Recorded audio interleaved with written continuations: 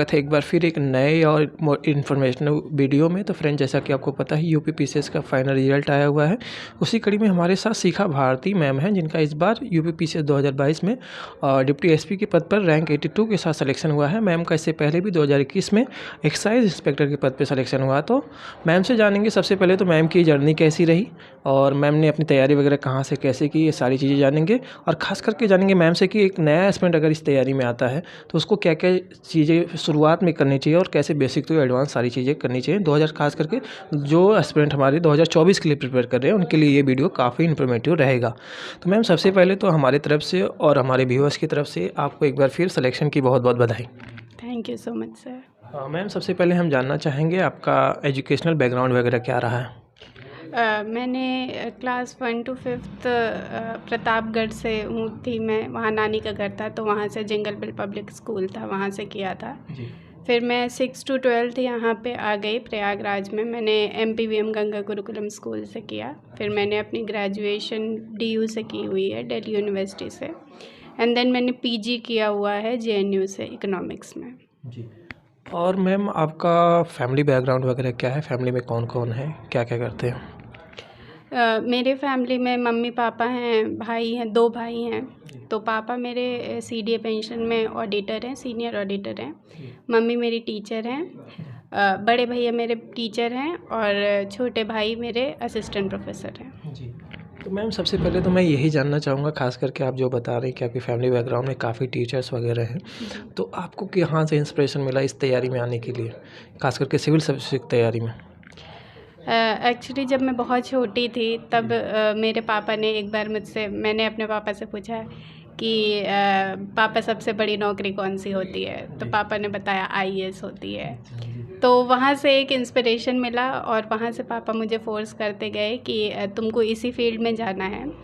तो मैं सच कहूँ तो मैंने उसके बाद से मैंने साइंस लिया था, मैं थोड़ा बहुत कंफ्यूज थी, पर जब मैं BA करने लगी तो मैं बहुत क्लियर हो गई इस एम को लेके। फिर मैंने कोई इधर उधर नहीं सोचा, फिर मैं इसी एम के पीछे ही लग गई। तो मैम, सबसे पहले तो मैं ये जानना चाहूँगा, ख़ास करके इस बार आपका डिप्टी एसपी के पद पे चयन हुआ है और महिलाओं में समाज में कहा जाता है कि महिलाओं के ऊपर काफ़ी सोशल प्रॉब्लम रहते हैं, सोशल इश्यूज़ रहते हैं जिनका वो सोल्यूशन नहीं पा पाती हैं, ख़ास करके पुलिस स्टेशन वगैरह से।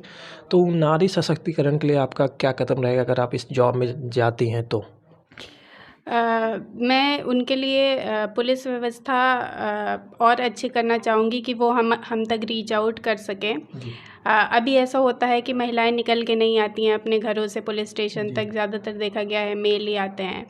तो मैं ऐसा सिस्टम लाना चाहूँगी कि हम घर घर जाके भी महिलाओं को थोड़ा सा इन्फॉर्मेशन दें इस बारे में कि अगर उनके साथ शोषण हो रहा है तो वो हम तक अप्रोच कर सकें। जी। अब मैं महिलाओं से रिलेटेड मेरा एक प्रश्न और रहेगा, ख़ास करके जो छात्राएं रहती हैं जो तैयारी वगैरह करना चाहती हैं, लेकिन जस्ट बिकॉज ऑफ वो महिलाएं हैं या छात्र हैं, सॉरी लड़कियां हैं, तो उनको तैयारी के दौरान तैयारी के लिए लोग बाहर नहीं भेजना चाहते हैं, ख़ास करके जो गांव देहात के उनके माँ बाप है, पेरेंट्स हैं। तो ऐसे लोगों को आप क्या कहना चाहेंगे, क्योंकि आप भी एज अ विमेन आप सेलेक्ट हुई हैं, फिर आप एज अ DPSP भी सेलेक्ट हुए, काफ़ी रिस्पॉन्सिबिलिटी वाला जॉब है। तो ऐसे माँ बाप, ऐसे पेरेंट्स को आप क्या सजेस्ट करेंगे कि जैसे वो अपने जो बेटियां हैं उन्हें पढ़ाई लिखाई में कहाँ तक सपोर्ट करें? मैं सभी पेरेंट्स से कहना चाहूँगी कि अपने बच्चियों को की पढ़ाई में बहुत सपोर्ट करिए और अगर बाहर नहीं भेज सकते हैं तो आजकल ऑनलाइन माध्यम उपलब्ध है। तो ऑनलाइन कोचिंग्स उपलब्ध हैं और फ्री कोचिंग्स भी उपलब्ध हैं, तो उसके थ्रू भी तैयारी की जा सकती है आज।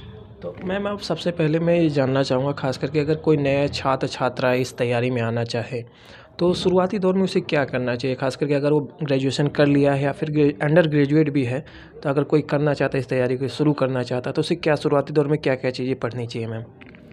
सबसे पहले तो आप एक मोटिवेशन और इंटरेस्ट के साथ इस फील्ड में एंटर करिए, क्योंकि ये बहुत लंबी जर्नी होने वाली है, इसमें बहुत उतार चढ़ाव होने वाले हैं। और फिर एंटर करने के पहले सबसे पहला कदम यही होना चाहिए कि आप इस एग्ज़ाम के सिलेबस को उठा के देखें। प्री का सिलेबस भी दिया हुआ है और मेंस का तो बहुत डिटेल्ड सिलेबस वेबसाइट पे दिया हुआ है, तो आप उस सिलेबस को देखिए और प्रीवियस ईयर क्वेश्चंस को देखिए और फिर इससे एनालाइज करिए चीज़ों को कि आप उसको कर सकते हैं कि नहीं, क्योंकि जो सिलेबस है उसी से हम फिर बेसिक बुक डिसाइड करते हैं और फिर वहाँ से हम पढ़ना शुरू करते हैं। पहले बेसिक बुक एनसीईआरटीज़ पढ़ते हैं, फिर एडवांस बुक पे जाते हैं। जी। तो मैम मैं जानना चाहूँगा, खास करके अगर कोई एस्पिरेंट है 2024 यूपी पीसीएस के लिए अगर वो तैयारी करना चाहे तो उसकी क्या रणनीति होनी चाहिए, और आपकी साल भर की क्या रणनीति रही है, खास करके 2021 के लेके 2022 तक की आपकी क्या रणनीति आपकी रही है? अगर कुछ बेसिक टू एडवांस चीज़ें हमें जीएस 1 2 3 4 वाइज अगर आप बता पाएँ, कुछ बेसिक किताबों के साथ साथ कुछ एडवांस किताबें वगैरह। सबसे पहले तो मुझे लगता है मेंस और ऑप्शनल की तैयारी, खैर यूपी पीसीएस से तो ऑप्शनल हट ही गया है, यूपीएससी वालों के लिए अभी भी है। तो बेसिक बुक से स्टार्ट करनी चाहिए, एनसीईआरटी से आप स्टार्ट करिए, क्योंकि बहुत से बच्चे साइंस बैकग्राउंड से होते हैं, उन्हें ज़रा भी आइडिया नहीं होता, तो आप एनसीईआरटी से स्टार्ट करिए। फिर एक जब बेसिक अंडरस्टैंडिंग आपको हो जाएगी तब आप आंसर राइटिंग स्टार्ट कर दीजिए अपने। तो फिर आंसर राइटिंग करते करते ही आपको एडवांस बुक पढ़ना स्टार्ट कर देना होगा। फिर एडवांस बुक पढ़ते पढ़ते आपको प्री के पहले तक अपना मेंस का काफ़ी आंसर राइटिंग कर लेना होगा, क्योंकि अक्सर ये होता है कि हम प्री क्वालिफाई कर लेते हैं और फिर हम एकदम ब्लैंक हो जाते हैं आंसर राइटिंग करने के लिए। तो इसीलिए और ऑप्शनल पे बहुत पकड़ बना के रखनी है, क्योंकि ऑप्शनल ही मेरिट बनाता है। तो ये मेंस के लिए है। और फिर प्री के लिए ये है कि आप 2-3 महीने पहले प्री पे लग जाइए एग्ज़ाम के। उसके लिए करंट अफेयर्स है और प्रीवियस ईयर क्वेश्चंस है, वो सबसे ज़्यादा इम्पॉर्टेंट है। जी। तो मैं जानना चाहूँगा खास करके कुछ रिसोर्सेस आपसे। अगर जीएस 1 की बात करें तो इसमें हिस्ट्री, ज्योग्राफी और सोसाइटी का पार्ट आता है, आर्ट एंड कल्चर का पार्ट आता है। तो उसके लिए तैयारी आपने कहाँ से की? अगर बेसिक टू एनसीईआरटी से लेके कुछ एडवांस किताबें हमें बता पाएँ, कुछ सोर्सेस जैसे यूट्यूब चैनल्स वगैरह, ऑनलाइन सोर्स वगैरह कुछ हमें आप बता पाएँ? हिस्ट्री के लिए अगर मैं बताऊं तो हिस्ट्री के लिए मैंने एनसीईआरटीज़ ही फ़ॉलो की, और एक तमिलनाडु की बुक आती है वो भी मैंने फ़ॉलो की थी। आर्ट एंड कल्चर की एक फ़ाइन आर्ट्स की बुक आती है, उसको मैंने फ़ॉलो किया था आर्ट एंड कल्चर के लिए। एंड मॉडर्न हिस्ट्री के लिए मैंने स्पेक्ट्रम पढ़ी थी, पूरी बुक नहीं पढ़ी थी, कुछ सेलेक्टेड चैप्टर्स ही पढ़े थे। हिस्ट्री के लिए मैंने इतना किया था। और वर्ल्ड हिस्ट्री के लिए मैंने, क्योंकि कोचिंग कर रखी थी, तो मैंने वर्ल्ड हिस्ट्री के लिए सिर्फ नोट्स ही पढ़े थे, क्योंकि इतने ज़्यादा क्वेश्चन वर्ल्ड हिस्ट्री के आते नहीं हैं। तो मैंने सिर्फ जो कोचिंग के नोट्स थे उसी पे रिलाई किया था। एंड सोसाइटी के लिए मैंने अपनी क्लास नोट्स और पीटी 365 मेंस 365 करके एक सोसाइटी की बुक विजन लॉन्च करता है, तो मैंने उसको फॉलो किया था। एंड ज्योग्राफी के लिए भी एनसीईआरटीज़ मैंने फ़ॉलो की थी, उसके साथ साथ मैंने अपने कोचिंग के नोट्स के साथ उसको कंबाइन किया था।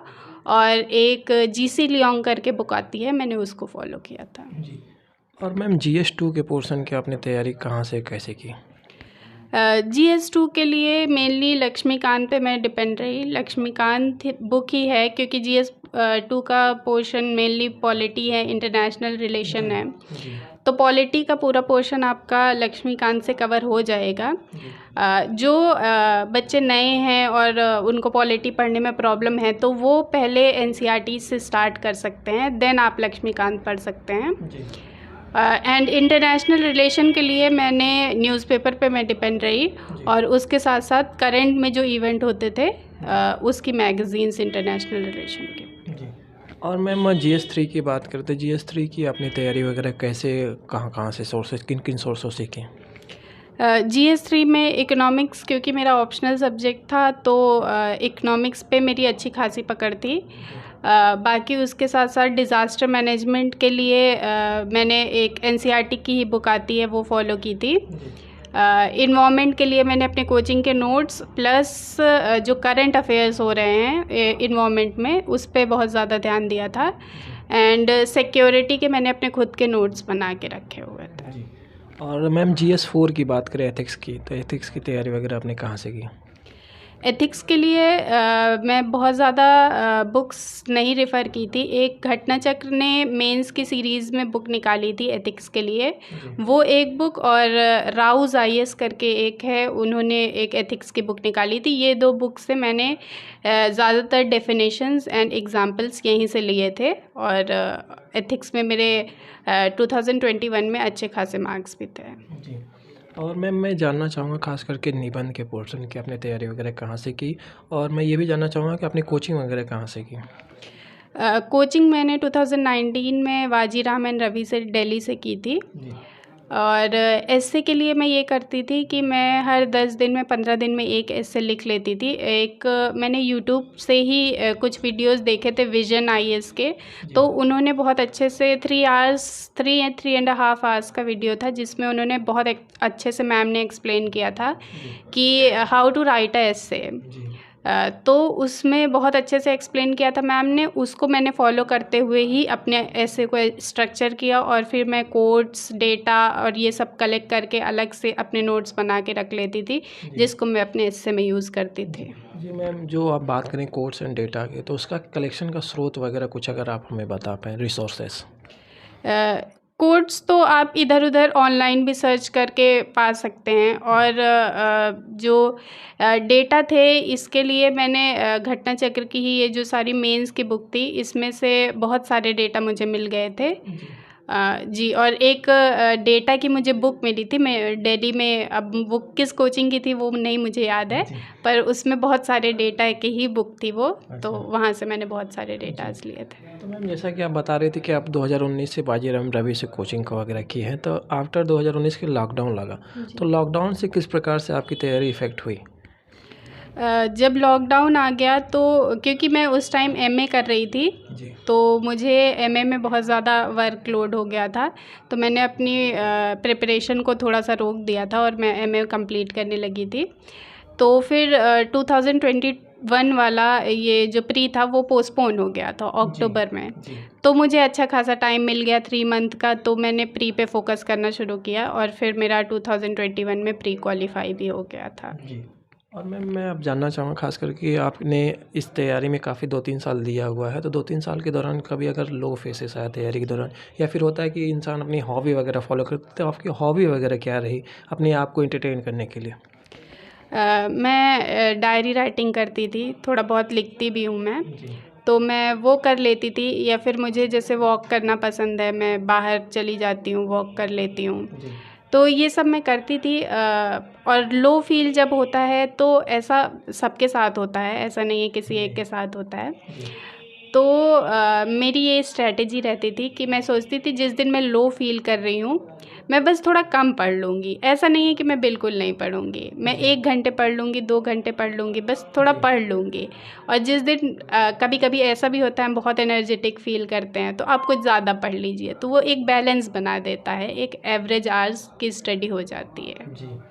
तो मैं जानना चाहूँगा ख़ास करके जो इस बार का रिज़ल्ट आया और पिछली बार का जो भी फर्स्ट रिज़ल्ट था, तो उन दोनों रिज़ल्ट के दौरान आपकी फैमिली फ्रेंड्स का रिएक्शन क्या था, और आपको कितना अच्छा लगा लिस्ट में नाम देख के? इस बार तो सब बहुत ही खुश हुए। पिछली बार तो एक्साइज़ इंस्पेक्टर की पोस्ट मिली थी तो सब घर वाले खुश थे ही, पर सबको चाह रहती है कि ऊपर की पोस्ट मिले, तो इस बार जब डिप्टी एसपी मिला तो फैमिली के साथ साथ गांव शहर सब खुश हुए। तो मैं गांव भी गई हुई थी अभी, तो मेरे गांव में सब ने खुशी मनाई, सब मेरा स्वागत कर रहे थे, तो बहुत ही अच्छा लगा, बहुत ही अच्छा लगा। जी। और मैं लास्टली अगर जानना चाहूँ ख़ास करके कि अगर कोई कोटेशन मोटिवेशनल लाइन वगैरह हमारे जो व्यूअर नए छात्र छात्रा ये वीडियो आपका देखेंगे, आपकी क्या मोटिवेट करता था इस तैयारी के दौरान, और क्या आपका मोटिवेशनल पॉइंट रहा? मैंने एक डॉक्टर BR अम्बेडकर की लाइन पढ़ी थी कि मैं किसी सोसाइटी की प्रोग्रेस, उस सोसाइटी की महिलाओं की जो प्रोग्रेस है उससे आंकता हूँ, और ये चीज़ मुझे हमेशा फोर्स करती थी कि एज़ अ फीमेल मुझे दिखाना है कि मैं किस सोसाइटी को कितना आगे लेके जा रही हूँ, अपनी कम्युनिटी को कितना आगे लेके जा रही हूँ। तो ये मुझे बहुत फोर्स करता था। और डॉक्टर बी आर अम्बेडकर मेरे इंस्पिरेशन रहे हैं। जी। तो यही चीज़ है। जी। तो मैम जैसा कि आप बता रही बाबा साहब अम्बेडकर आपके इंस्पिरेशन रहे हैं, तो उनके किन किन मूल्यों को लेकर आप जब भी जाएंगी ड्यूटी में, सर्विसेज में, तो किन किन मूल्यों को लेकर जाएंगे और ख़ास करके किस प्रकार से काम करेंगे उनको, अगर उनकी मद्देनज़र देखते हुए, मतलब आप बाबा साहब के नज़रिए से अगर देखा जाए तो आप किन किन चीज़ों पे वर्क करना चाहेंगे, ख़ास करके सोसाइटी में, ख़ास करके हमारे पिछड़े समाज के लोगों के लिए? बाबा साहब ने इक्वालिटी पे बहुत ज़्यादा ज़ोर दिया है। उन्होंने समाज को बराबर बनाने की बहुत कोशिश की थी जब तक वो थे। तो मैं यही कोशिश करूँगी कि समाज में जो भी पिछड़े लोग हैं या जो जिनको भी जो गवर्नमेंट सर्विसेज दे रही है वो नहीं मिल पा रही है, उन तक वो सारी सर्विसेज पहुँचे। तो मैं एक माध्यम बनना चाहूँगी, बीच का माध्यम, कि जो भी सर्विसेज गवर्नमेंट प्रोवाइड कर रही है मैं लोगों को पहुँचा पाऊँ। जी। तो मैम आपने अपना कीमती वक्त दिया उसके लिए बहुत बहुत धन्यवाद, और आपका किसी बड़े पद पे नेक्स्ट टाइम चयन हो उसके लिए शुभकामनाएं। Thank you so much sir. Thank you so much. तो मैम जैसा कि आपको पता है ऑनलाइन बहुत सारी कोचिंगें आ चुकी हैं, तो कुछ जैसा कि आपने बताया कि आपने लॉकडाउन के दौरान ही अपना कोचिंग वगैरह कंप्लीट किया 2019-20 के करीब करीब।